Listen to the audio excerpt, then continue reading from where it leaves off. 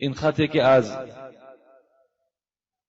ناحیه کلخازآباد آمده بود جمعه پیشین که عبارت از 4 یا 5 سوال بود، ما به این جواب گردانیدیم مگر یک مسئله را نزد ما گذاشتن که جواب او را بگویید که این چی بود؟ تقدیر چیست؟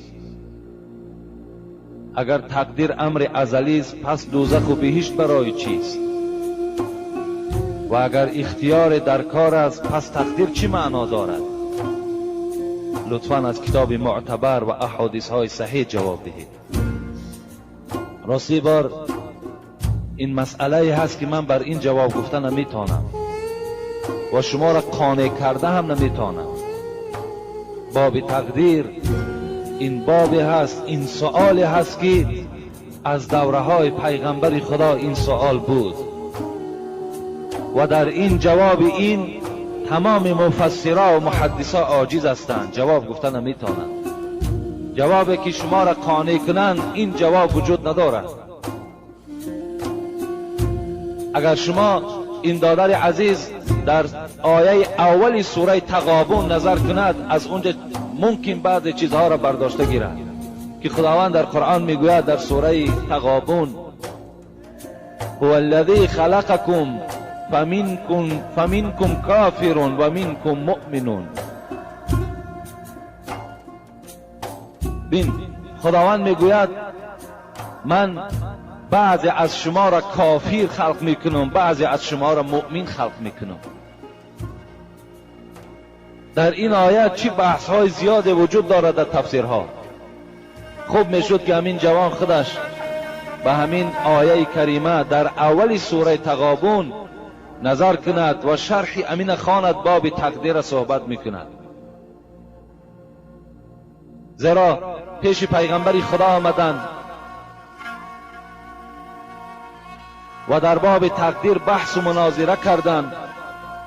رسول اکرم میگوید وقتی با این اصحابی که بحث تقدیر میکردند وقتی گوش انداخت و گفت خداوند شما را برای این فرستاد که در باب تقدیر بحث کنید، از این موضوع باز ایستید گفتن رسول اکرم و میگوید چهره مبارک گویا که آب انار در بالای چهره مبارک پرتافته باشی، این گونه سرخ شد. میگوید یعنی نگذاشت که اصحاب پیغمبر در باب تقدیر بحث و مناظره کنند، زیرا عقل انسان به این نمیرسد. سوالی هست مادامی که انسان خداوند دوزخی کرده باشد یا بهشتی الکه در ازلیات نویسانده باشد، پس عمل برای او چی فایده دارد؟ این گونه سوال ها می شود. بعضی پیغمبر خدا آمدن گفتن ای پیغمبر فلانی بیمار است، اگر وی را ما طبابت کنیم آیا در تقدیر الهی یگان تغییرات پیدا می شود؟ رسول اکرم گفتن هی من قدر الله، اگر وی شفا یابد همون هم از تقدیر الهی است. حضرت مولوی را خدا رحمت کنند میگوید نه جنبد هی جنبنده ز یک سو، نخواهد تا که جنباننده او. هیچ چیز از جای خودش جنبیده نمیتواند، هیچ کس یک عمل خیر و شر را کرده نمیتواند تا اگر پروردگار راضی نباشد. نه جنبد هی جنبنده به یک سو، نخواهد تا که جنباننده او. که شاه از پیش خود شاه از کجا شد، کجا سائل ز پیش خود گدا شد. حضرت مولوی را نظر کنید میگوید این شاهایی که امروز بالای تخت نشسته و شاهی میکنند آیا اینا از پیش خود شاه شدند؟ نه، بلکه تقدیر الهی همین بوده است که این جوان یا این مرد و این زن باید که پادشاه شود. کجا سائل ز پیش خود گدا شد. این گداهایی که نزد دروازه ما و شما میآیند آب چشم میکنند، زاره میکنند برای 20 درم ما و شما، آیا اینها از پیش خود طلبنده شدن؟ نه، بلکه در تقدیر اینها هم طلبندگی را خدا کشیده بوده است. اگر نقاش نیکان را سریشته، در اینجا زیشتان را کی نوشته؟ اگر پروردگار امروز اهل شما اهل سعادت هستین، شما اهل نیکبختا هستین، شما را امروز خداوند نیکبخت در ازلیات تا نویسانده است. پس اینها انسان‌هایی که امروز گیروئین میکشند، امروز عرق نوشی میکنند، امروز مال یک برادر را میخورند، امروز زناکار هستند، امروز وجود خدا را انکار میکنند، اینها را کی آفرید؟ اگر نقاش نیکان را سریشته، در اینجا زیشتان را کی نوشته؟ حضرت میگوید همه در حکم تقدیرش دوانند و هر سوی که میخواند روانند. همه اینها در همون تقدیری که خداوند برای اینها کشیدگی است در همون راه رفته ایستادند. حتی میگوید مولوی بخاری سوی کافر هم مبینی، مبادای فروزت شمع دینی. حتی کافر میگوید با یک طریق حقارت نگاه نکن، شاید که انا همون کافر باز همین اسلام قوت ببخشد. تو از کجا میدانی؟ چندین کافرها امروز در کتاب ما و شما میخوانیم که از تمام دولت های مترقی اسلام میارند در آخر عمرشان.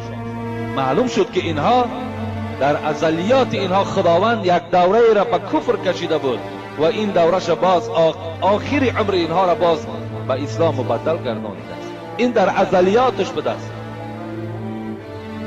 از این خاطر هر عملی شما، انا همین آمدن شما به مسجد در ازلیات شماست. از اینجا با سلامت خانه رفتن شما در ازلیات شماست. همه عمل شما به تقدیر وابسته است. وقتی حضرت عمر به ملک شام رفتن، نماینده ها آمدن که ای عمر، در ملک شام کسل وبا آمده است، کجا می روی؟ حضرت عمر در جاش ایستادند و با عسکرها امر کرد که پس می گردیم، باز مدینه می رویم. مردم گفتند ای عمر، می رویم به ملک شام، اگر در تقدیر ما باشد بیمار بشویم، اگر در تقدیر ما نباشد بیمار نمی شویم. حضرت عمر چی گفتند؟ نفر من قدر الله الى قدر الله، می گریزیم از تقدیر خدا به سوی تقدیر خدا.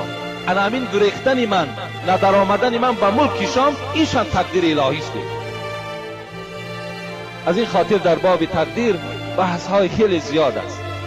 من علل خصوص از جانب خودم گپ میزنم، من عاجز هستم، من جواب تقدیر به هیچ کدام شما معین کردن نمیتونم. اگرچه حدیث های زیادی خواندم، اگرچه آیه های زیادی در قرآن تفسیرهاش نگاه کردم، لیکن هیچ خلاصه برآوردن نمیتونم.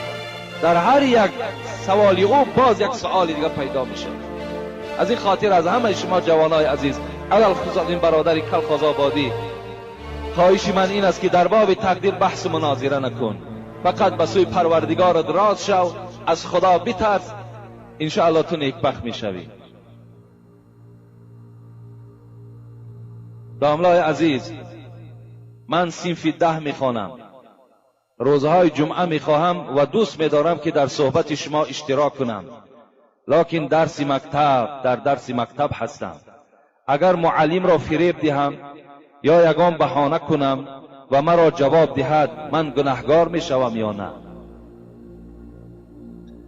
یعنی این جوانی که از ما خواهش کردن تا که معلم خود فریب دهد یا یک بهانه پیدا کند و آمده فرض الهی را ادا کند، من بر این جوان که چندین بار من این جواب گفتم باز میگویم و خواهد گفت،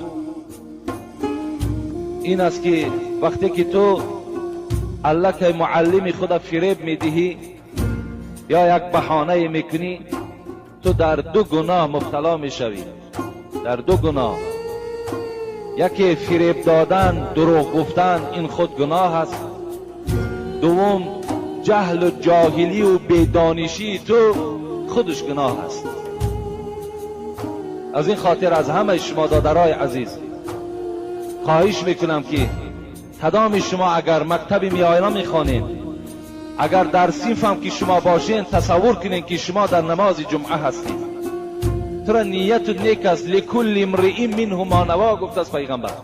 از برای هر یک شخص میرسد آن را که نیت میکند. نیتی تو نیک است، دلی تو به نماز جمعه میسوزد، خداوند تو را از ثواب این جمعه برخوردار میکند. فقط از درس نگریز، درس ترک نکن، بلکه در درس اعلاچی باش، بلکه در همون مکتب تو نمونه باش. این است برای ما و شما افتخار. حضرت مولوی خدا رحمت کنند میگوید همه شرمندگی ها از دروغ است، چراغی راستان دائم فروغ است. و دنیا اینقدر دارد خجالت، چی باشد خجلت روز قیامت. همه شرمندگی ها از دروغ است. شرمنده می شود انسان چی در دنیا و چی در آخرت وقتی که اگر زبانی دروغگو داشته باشد.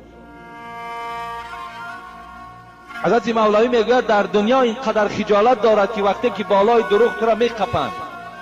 این اگر مبادای همین طلبه آمد و در همینجا اشتراک کرد و اگر مبادای معلمش باید دانست و دید چند قدر خجالت میشوی. و دنیا اینقدر دارد خجالت، چی باشد خجلت روز قیامت. و برای این دروغ در روز قیامت چند قدر دیگر خجالت میشوی. پیغمبر خدا را حدیث های مبارکش آیت المنافقی ثلاثون گفتند. پیغمبر گفتند منافق سه طریقه انسان ها منافق هستند. اذا اؤتمن خان و اذا حدث کذب. یکم اگر کسی را که امانت گذاری خیانت میکند، یک امانت هم میاری در پیشش میمانی، در همین امانت خیانت میکند. یا یک سخن در پیشش امانت میگذاری، در همین سخن فاشش میکند، در همه مردم اظهارش میکند، آشکارش میکند. یکم نشانه منافقی گفتن انا همین است. دوم اذا حدث کذب. هر وقتایی که اگر سخن میگوید دروغ میگوید. و اذا عاهد غدر. هر وقتایی که عهد و پیمان میبندد در عهد و پیمانش وفا نمیکند. چهارمشم روایت آمدگی است که هر وقتایی که اگر جنجال کند در جنجالش دشنا میدهد. این چهار طایفه را پیغمبر خدا گفتن منافق هستند. یعنی شخصی دروغگو هم در یکی از این علامت های منافق داخل می شود.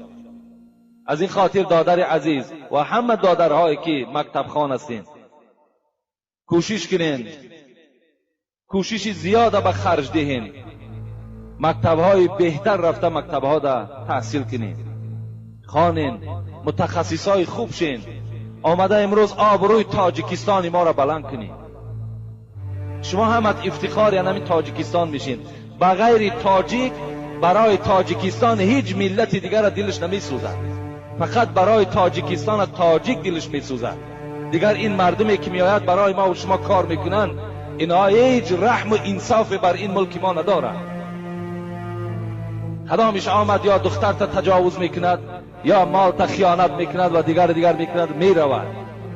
لیکن تاجیکستانی فرزند تاجیک دلش به تاجیکستان میسوزد، به وطنش میسوزد. کاری کنیم که همه ما و شما یک جای شده تاجیکستان خودمان آباد کنیم. طبیب از ما و شما باشد و طبیب پیش قدم از ما و شما باشد. چرا که آخی ابو علی بن سینا از ماست کو آخی.